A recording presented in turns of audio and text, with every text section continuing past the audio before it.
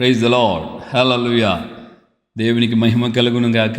క్రీస్తునందున్న ప్రియమైన దేవుని బిడ్డలైన మీ అందరికీ ఉదయకాలపు శుభములు. దేవుని బిడ్డలారా ఎలా ఉన్నారు?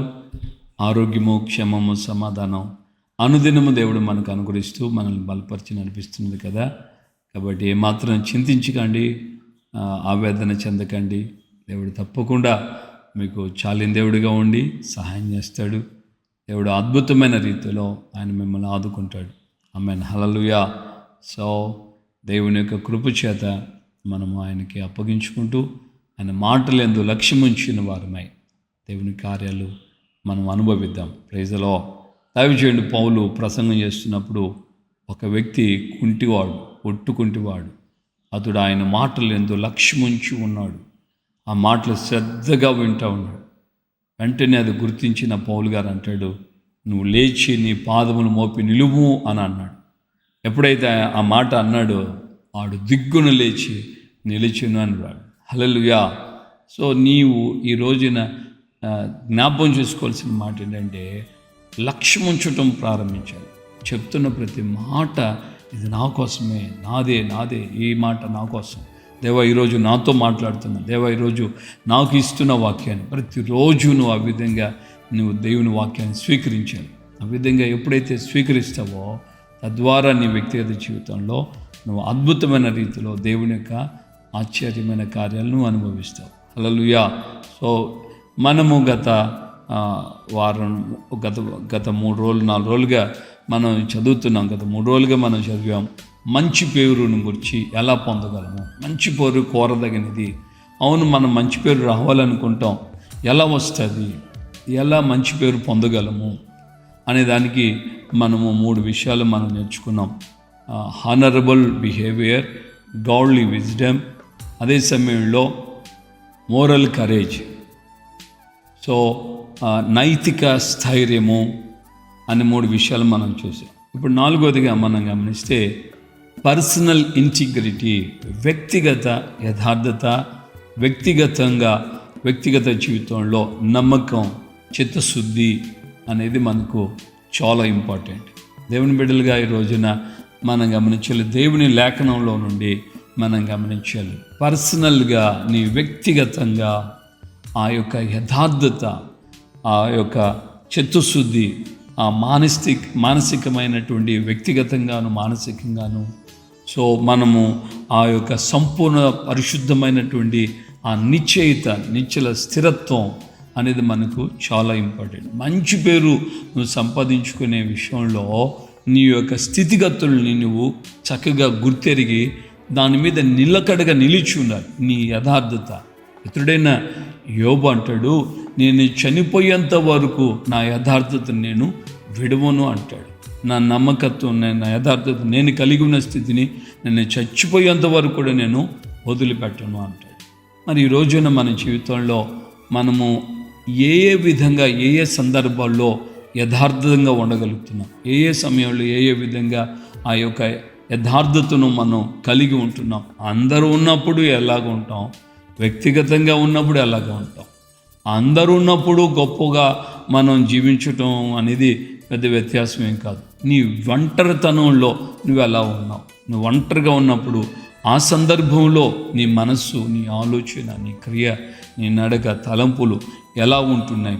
దేవుని సన్నిధిలో మనం ఆ విధంగా మనం వ్యక్తిగతంగా ఉన్నప్పుడు నేను స్థిరమైన బుద్ధి కలిగి ఉన్నానా, స్థిరమైనటువంటి నిర్ణయం, స్థిరమైనటువంటి ఆ యొక్క స్థితిగతులు నువ్వు కలిగి ఉన్నానా.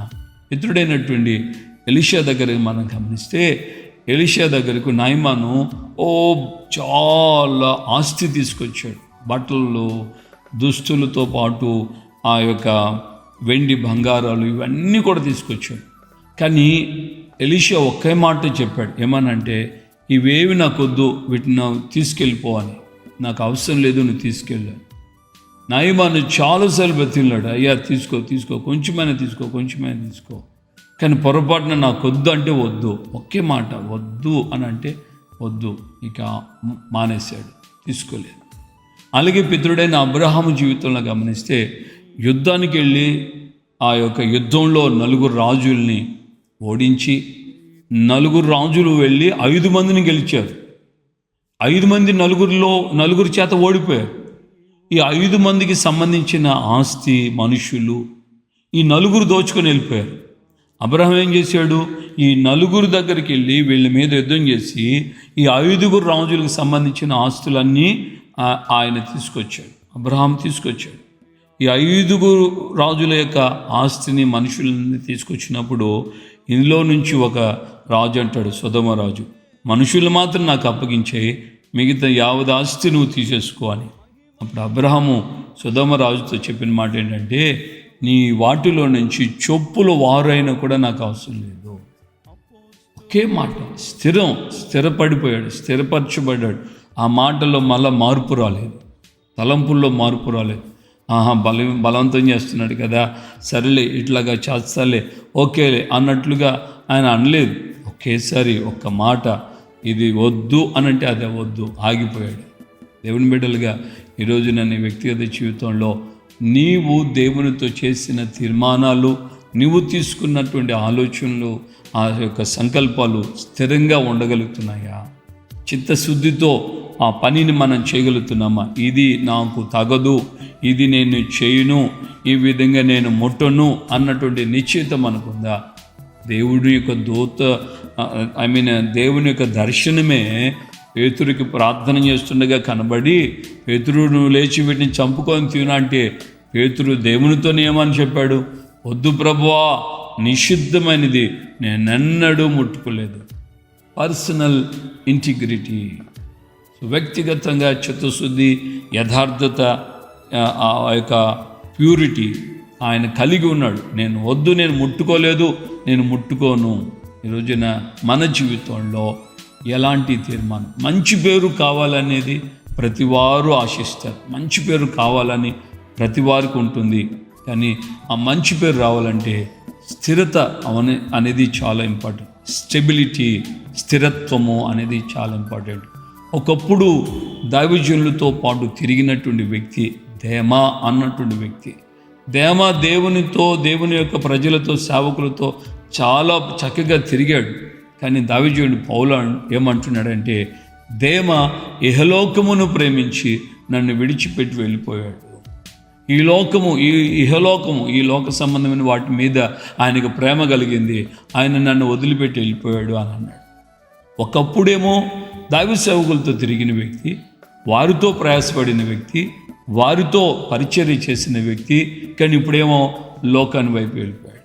ప్రారంభము ఘనంగా ఉంది, ముగింపు వచ్చేటప్పటికి దారుణంగా ఉంది. కనుక మనం ఆధ్యాత్మికమైన ఈ యాత్రలో, ఈ జీవితంలో ప్రారంభం దేవునితో ఎలాగా తీర్మానాలు చేసుకుంటున్నాం, ఈ రోజుకి వచ్చేటప్పటికి మన తీర్మానాలు, మన ఆలోచనలు ఎలా ఉంటున్నాయి? దీన్నే మనం పరిశీలించుకొని పర్సనల్ ఇంటిగ్రిటీ, వ్యక్తిగత చిత్తశుద్ధి, వ్యక్తిగత తీర్మానం, వ్యక్తిగత యథార్థత అనే వాటికి మనం ప్రాధాన్యతనిస్తూ మనం ముందుకు కొనసాగించబడాలి. ప్రభువు మనకు ఆ విధంగా తన సహాయమును అనుగ్రహించడానికి సదా ఆయన సిద్ధం. మనలో మార్పు కోసం, మనలో ఒక తీర్మానం కోసం ఆయన చూస్తున్నాం. కనుక మనం ప్రార్థన చేసుకుందాం, ఆయనకు అప్పగించుకొని ప్రార్థనలో ఏకీభవించండి. ప్రేమగల తండ్రి, మీ పాదాలు స్తోత్రం. ఈ ఉదయకాలం మందు మాతో మీరు మాట్లాడి మమ్మల్ని మీరు ధైర్యపరిచారు, బలపరిచారు. అందుకే స్తోత్రాలు చెల్లిస్తున్నా. ఈ మాటలు విన్న నీ విడలైన మేమందరం మంచి పేరు సంపాదించుకోవడానికి ఈ 4 అనుభవం, వ్యక్తిగత చిత్తశుద్ధి, అయా యథార్థత, నమ్మకత్వం అవసరమని మీరు తేటపరిచారు. కనుక ఈ మాటలు విన్న నీ బిడలైన మేము అందరము మా జీవితాల్లో మేము వ్యక్తిగతంగా మంచి పేరు సంపాదించుకోవడానికి, మంచి పేరు అయ్యా మేము కోరుకోవడానికి, దాన్ని మేము పొందుకోవడానికి ఎలాంటి నాయన పద్ధతుల్లో మేము జీవించాలో ఈ 4 అనుభవాలు మాకు విశదీకరించారు. ఈ మాటలు వినని బిడలైన మేమందరము ప్రతిదినం ఈ మాటలు యందు లక్ష్యముంచిన వారమై మీ సన్నిధిలో ముందుకు సాగుటకు సహాయం చేయండి. ఘనత, మహిమ, ప్రభావాలు మీరు మాత్రమే పొందమని యేసు పరిశుద్ధ నామములో ప్రార్థన చేసి పొంది ఉన్నాము తండ్రి, ఆమేన్.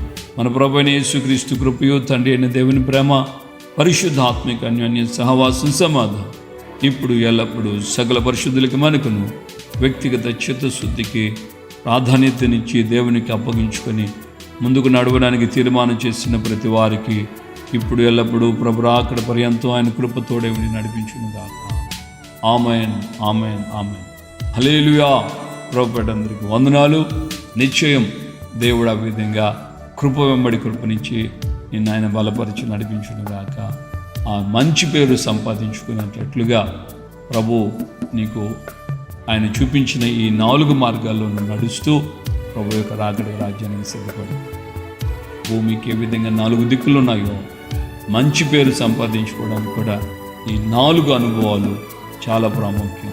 మొదటిగా honourable behaviour, secondly godly wisdom, third moral courage, నైతిక స్థైర్యము, 4వదిగా పర్సనల్ ఇంటిగ్రిటీ. ఈ 4 చాలా ప్రాముఖ్యం. వీటిని మన మనసులో పెట్టుకొని ప్రార్థన చేసుకుంటూ ప్రభు యొక్క సన్నిధిలో ఆయన రాకడ పర్యంతం ఈ మంచి పేరు సంపాదించుకునేది కాపాడుకుంటూ ప్రభు యొక్క రాకడికి రాజ్యానికి సిద్ధపడదాం. Praise the Lord. హల్లెలూయా.